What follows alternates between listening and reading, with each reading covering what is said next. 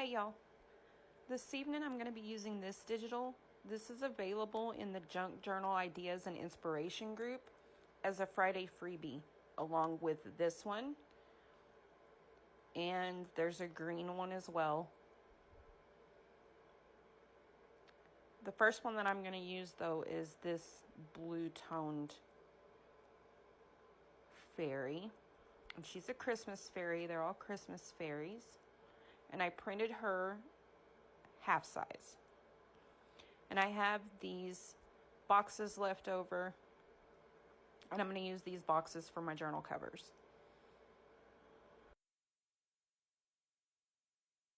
Okay, I'm terrible at giving measurements when I'm working on projects, so someone asked me to please start giving measurements. So my side panels, when I got through cutting these down, are 5 inches wide, and from top to bottom they are 7 1/4 inches tall. And then my spine for these is 1 3/4 inches. Now I rescued a shirt from the thrift store, and I went ahead and covered the outside of this box and glued my edges to the inside, and I lost that video. And then I added ribbons to be able to tie the journal closed. And I am going to be stitching around this journal once I get the inside made, which will be on another video. But for now, I want to go ahead and work on the topper for the front of the journal.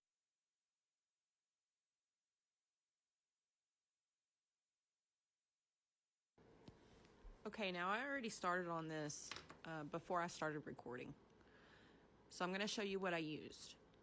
I used this upholstery trim or pillow trim. It's kind of a heavy woven piece of ribbon with light beads on it. The beads are very light in weight. And so I took a piece and I glued them, one piece to the top, one piece to the bottom, and these are sewn. So I tied the strings on each end in knots and glued them to the back. And on the top, I want these to flip down and stay down. They're not staying down very well. They're not hanging very well. So I'm going to remedy that by adding some more trims.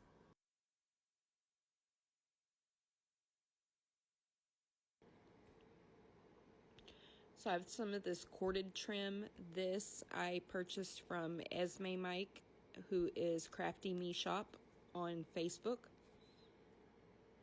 I'm going to put some glue, pretty heavy amount of glue on here, and glue this piece of trim down.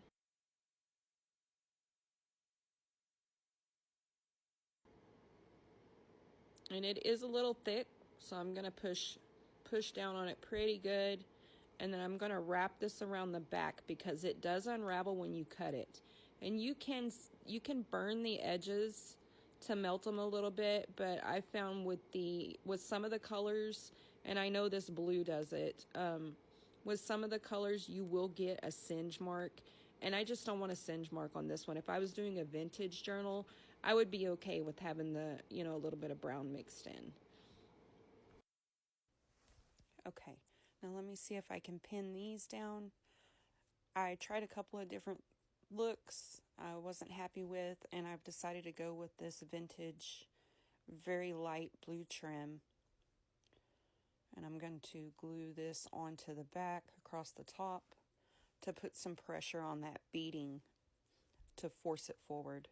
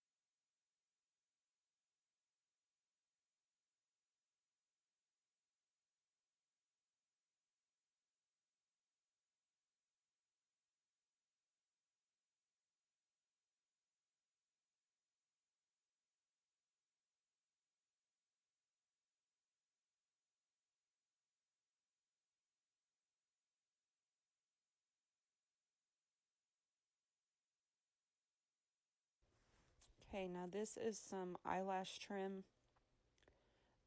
I think this one came from $1.25 Tree, maybe, or I thrifted it.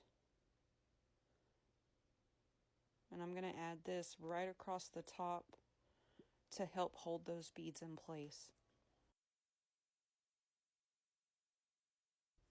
If you're looking for this trim and you're looking to buy new, you can actually find this in the yarn section. It's not going to be in the fabric section. And it comes on a skein just like yarn.